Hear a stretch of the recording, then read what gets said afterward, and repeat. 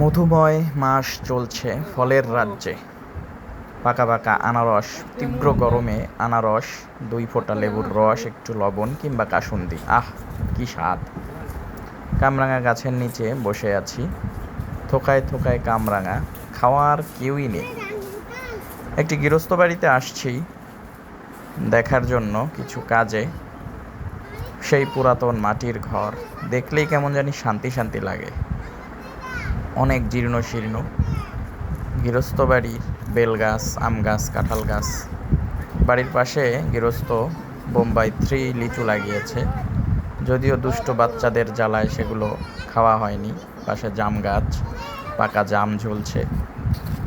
আম্রপালি, বিষমুক্ত, সারমুক্ত, একদম ফ্রেশ আম্রপালি ঝুলে আছে, কদিন পরই পাকবে। প্রত্যেকটা গাছে প্রচুর আম্রপালি আম ধরেছে এই বাড়ির। পাশে একটি সবেদা গাছ দেখতে পাচ্ছি, প্রায় বিলুপ্ত প্রায় সফেদা, বাংলার আপেল। ফলের রাজা কাঁঠাল, দেশের জাতীয় ফল, সেটাও আছে। এইখানে একটা আম্রপালি গাছেই পেকে আছে, আলহামদুলিল্লাহ, আমি পেড়ে নিলাম।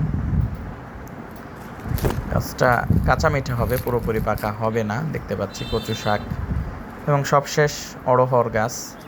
অড়হর কিন্তু আমলকি না,